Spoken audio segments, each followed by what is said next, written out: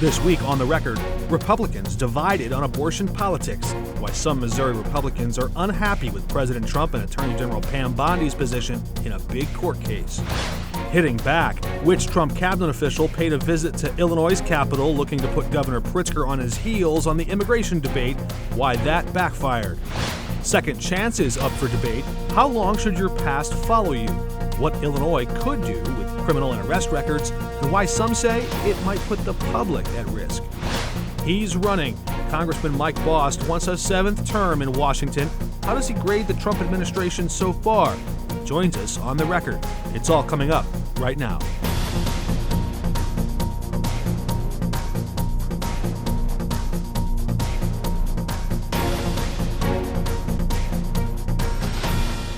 Welcome to The Record. I'm Mark Maxwell. An open Senate seat is drawing new candidates in Illinois. The Democratic primary field growing quickly more crowded this week. Congresswoman Robin Kelly and Congressman Raja Krishnamurthy both announcing they will not seek re-election to the House, but will rather look to take that leap and try to run for a full 6-year term in the Senate. Both members of Congress announcing just 2 weeks after Lieutenant Governor Juliana Stratton first jumped in. Stratton has already received the endorsement of Governor J.B. Pritzker and Illinois Senator Tammy Duckworth. It's still unclear on who might want to run on the Republican side in Illinois.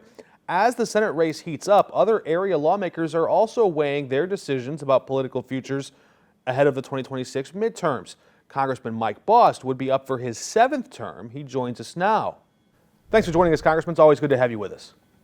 Great to be with you. Just in the past 100 days of the Trump administration, take two, what are your first impressions so far? How's it going? Well, I think very well. If you look at what has happened, and it has been a fast-paced 100 days, especially the early part of this. Every day it was people who would walk up and go, "Hey, did you see this?"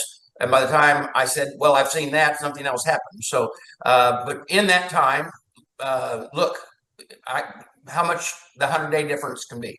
The control at the border that is going on, the amount of people crossing the border has been reduced tremendously. We have had over 100,000 illegal immigrants deported, criminals, many of them with the strong criminal and gang element. We also have had a large drop in fuel prices. Gas production is up. We're seeing multi-billion-dollar companies coming back to the United States and or expanding. I think their job levels, were told yesterday, is 300,000 in the first quarter. I think that was what those numbers are. The fact is that I think that the first 100 days of President Trump have been more productive than 4 years of the last president. You mentioned fuel prices, but tariffs and the cost uncertainty have the combination of the Federal Reserve saying just this week that the committee there, in their words, quote, judges that the risk of higher unemployment and higher inflation have risen. The job numbers came out yesterday and didn't say that. And you know, we can say about the tariffs, but you do understand that this morning we signed a deal with the UK that is bringing things home. We have already had an in agreement that is yet to be signed with India for 0 tariffs on steel and 0 tariffs on automobiles. I think the only real problem that we have is China, but we need to get China online because they've been eating our lunch for a long time. Right, but that brings me to my question, though, because everyone from Mike Pence to Warren Buffett to back when he was alive, Ronald Reagan, they all said protectionism and high tariffs are barriers to free trade. Of course, these barriers apply to countries far greater than just China, and that by lowering these barriers to trade, we went about bringing about the greatest rise in American wealth and job creation that the world has ever seen. If they were right, how do you explain why Donald Trump's theory on economics is right if Warren Buffett and Mike Pence and Ronald Reagan and all those guys are wrong? Well, I can tell you that we're going to have a watch and see attitude because there are things that are coming home, deals we've not made with companies or countries before. I believe that if we have a 0 tariff, remember, they can be taken off as quick as they can be put off. And I believe that this president uses them as a bargaining chip. And if you want to see why he is doing what he's doing, you can probably read a book called The Art of the Deal. And you will always see him work, and he will, where he wants to get to this level, he will offer or show that he's no, I want to do this. And then when they come down about halfway down from that, he's actually gained ground. So we'll have to watch and see as we move.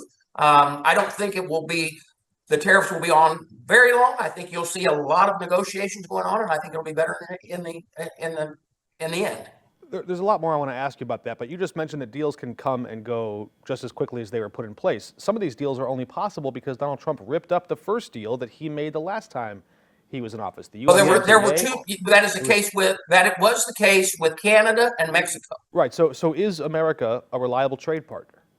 Well, you know what? We have made new trade deals every 3 and 4 and 5 years based on each president as they come in. And something very interesting that you might want to know is, so the way these presidents are able to do this is, one, because of our Commerce Act, but also in the Commerce Act, the presidents ask for trade promotion authority so they can actually work the trade deals. Always appreciate talking to you, Congressman. I know it's been a little bit. You had a lot going on with the transition, being sworn back into the new House, Republicans taking power of the Speaker's gavel back there. A big question a lot of our viewers want to know, do you plan to run for re-election? I'm running again. Yeah, not for the Senate or any major, just so you know.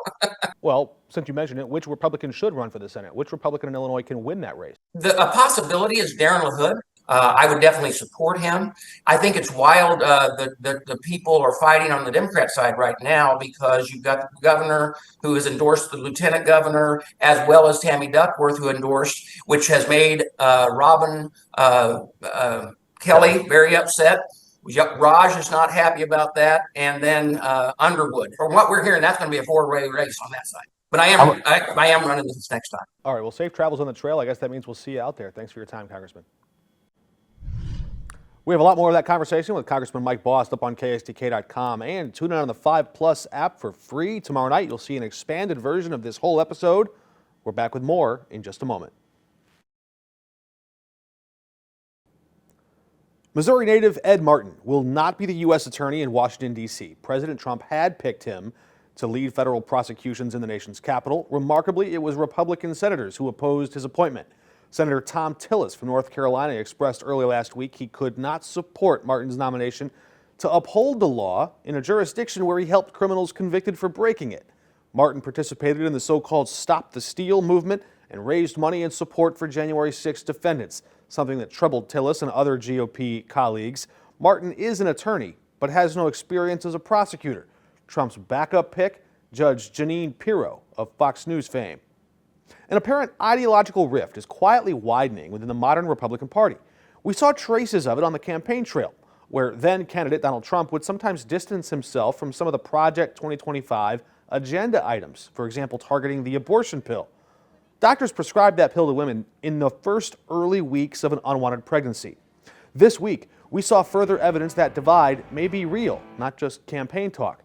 The Department of Justice, under Trump's hand-picked Attorney General Pam Bondi, filed a motion in court to dismiss Missouri Attorney General Andrew Bailey's lawsuit against the FDA, arguing Bailey never had standing to try and block approval of the abortion pill. Then Senator Josh Hawley pushing back online, pointing to a new study from a conservative think tank to argue maybe the abortion pill isn't quite as safe as the FDA and its decades of research have long held. Hawley says he's troubled by the Trump-Bondi Department of Justice and wants them to reverse course.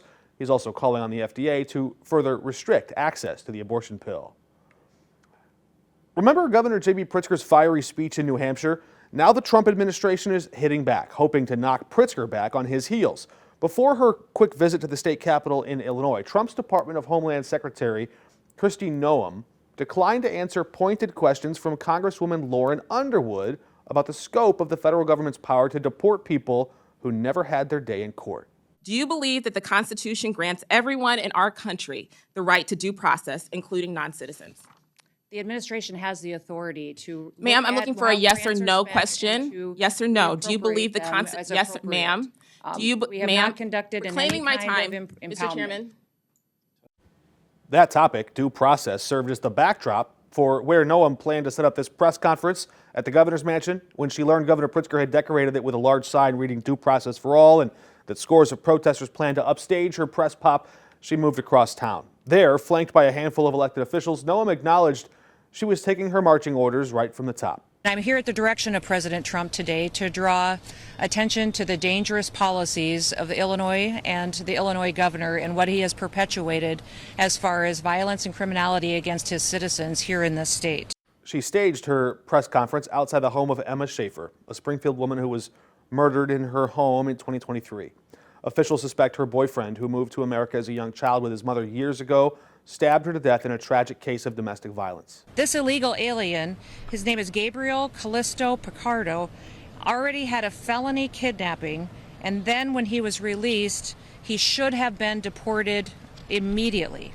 The Bethalto man was convicted for kidnapping an ex-girlfriend back in 2018 as well. That was before Governor Pritzker was in office. But mysteriously, that guilty plea was also vacated. It was then, in the fall of 2020, during the pandemic, and before Tom Hain, a Republican, took over as Madison County's state's attorney. One of the prosecutors working in his office made modifications to that guilty plea. Hain would go on to say there was no court record, no hearing to explain what happened. He called Calixto Picardo's release frustratingly unclear and said at the time of Schaefer's death, quote, "What transpired here is deeply disturbing and upsetting." So a Republican prosecutor who runs that office doesn't even know exactly how a suspected killer's prior guilty plea was thrown out. And to be clear, the Illinois Trust Act, which a Republican governor signed into law, only bars police from coordinating with federal immigration agents for people who are detained without a warrant. It allows prisons and prosecutors to hand over convicted felons over for deportation and those who are detained with a warrant. So the state policy would have allowed for this person's deportation if the prosecutor's office hadn't vacated the guilty plea. It certainly would have allowed for a suspected killer's deportation. The problem? No one can seem to find him, not even the U.S. Marshals, an arm of the federal government. Some suspect he's fled back to Mexico. How does the victim's family feel in all this? Not only did they not attend Noam's press conference, they joined this protest at a rally across the street. In a statement, her parents said, quote, "Our daughter Emma radiated love and light everywhere she went and for all people. To see her used by Secretary Noam and others to advance a cruel and heartless political agenda is not just deeply painful to us, it's an insult to her memory." A clean slate for Illinois residents with criminal records, the legislative pushback that we're seeing in Springfield. Next. In the quieter corners of Illinois communities, a story unfolds every day. You don't often see it in headlines, but you might hear it in hushed tones around kitchen tables. It's the story of 3 million Illinois citizens who have paid their debts to society, but they find the price never fully settled. Somewhere in a filing cabinet, in a courthouse, or a police station, their names bear a blemish. That record follows them like shadows lurking in every job interview, every housing application. Sometimes it drags down their wages. In some cases, it denies them the opportunities they might need to move on. As we check the record, this week we examine a proposal that could alter the trajectory of criminal justice in our state. Not with riots or revolution, but with the simple act of placing that manila envelope in a vault, sealing the record. Some call it the kind of mercy that can restore human dignity. Others warn of unseen danger to society. The truth, as always, lies somewhere in between.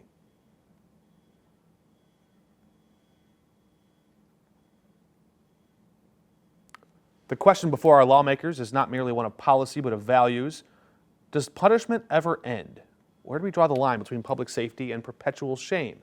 And can our society afford morally or economically to leave so much human potential untapped? Our report begins in Springfield, where hope and hesitation collide in the State House. This is the story of 3 million Illinoisans, citizens whose names bear the mark of a criminal record. The resume comes with a rap sheet, and the burden, it's not just legal, it's economic, it's human. It stalks them quietly in job interviews and leasing offices. It seldom leaves. Oftentimes, these people are so desperate. In Peoria, Assistant Majority Leader Jahan Gordon Booth knows these barriers all too well. We believe that job opportunities, housing opportunities should not be held hostage to a prior offense. So that's really what this is about. It's about helping people to move their lives forward. Her neighbors described these restrictions that might seem invisible until they started looking for work, only to find how few doors would open. If you live in Peoria and you have a record, you can't work in healthcare. Yeah. You can't work at the city. You can't work at the county. You can't work at the federal building. You can't work in education. Where the hell do you work in Peoria? Of the millions carrying criminal records in Illinois, the overwhelming majority have never been convicted for an act of violence. And under a new proposal, their records, with time and good behavior, could be sealed from public view. On House Resolution 246. But there's a catch. The process today is slow, bureaucratic. In a single year, fewer than 6,000 people managed to clear their names. At that rate, it would take more than a century to finish what one law might fix with the stroke of a pen. Gordon Booth argues the cost is not just personal, it's business. Workers who are qualified, but disqualified. Right now, we have 277,000 jobs in this state that have gone unfilled. Thank you, Madam Chair. Her proposal, set to be unveiled on Mother's Day, has drawn support from prosecutors, police, and employers alike, not for what it erases, but for what it protects. The records would not be destroyed, but sealed, placed just out of public reach, still available to law enforcement. The idea is less outright amnesty, more mercy with memory. Who would oppose something like this? You know, that's a really good question. We found the answer just across the aisle in the upper chamber. You're dealing with a bill that is automatic. There, a former prosecutor turned lawmaker raised questions not of whether people can change, but whether others might be harmed if the wrong past is kept secret. They don't want to get people on the right path. They just want to erase the entire criminal history. Senator Steve McClure warns of risks: a hidden DUI, an unseen fraudster, a quiet danger lurking in places where trust must be earned and verified. Let's just say it's financial exploitation of an elderly person. And let's say you can now seal their record.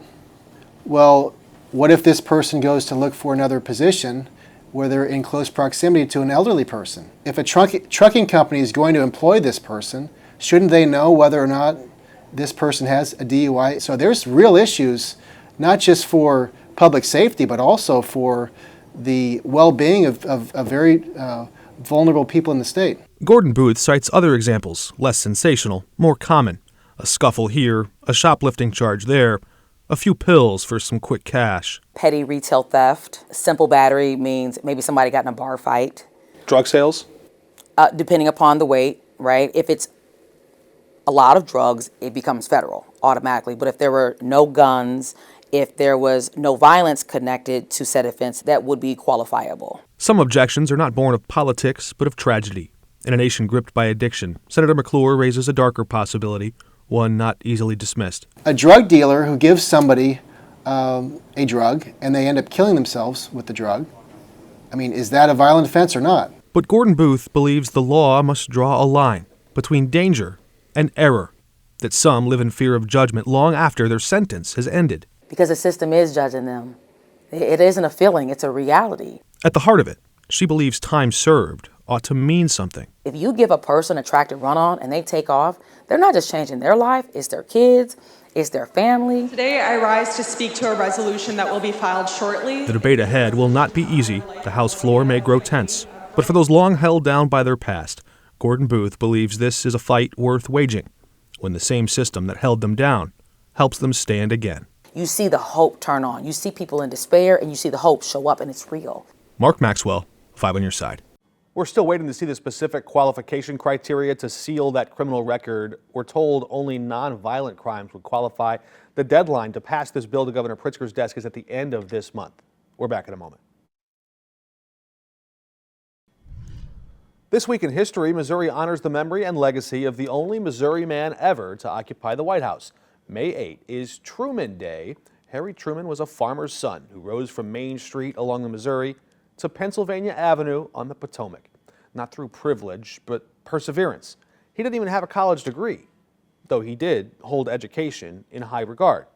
Ignorance and its handmaidens, he said, prejudice, intolerance, suspicion of our fellow man, breed dictators and breed wars. And after all, he knew a thing or two about war. He was thrust into the Oval Office and bore the weight of ending a world war in an atomic age after President Roosevelt's death. He was prepared for that defining testing moment because he studied the leaders of the past. There is nothing new in the world except the history you do not know, he said. He desegregated the military, recognized the state of Israel, and stood firm in the face of Stalin in Berlin. He was plain-spoken, decisive, and sometimes underestimated. Harry Truman reminded us that courage is not the absence of doubt, but action in spite of it. That's all of our time this week. We'll see you at the same time next week with a few congressional or Senate interviews. Until then, we're off the record.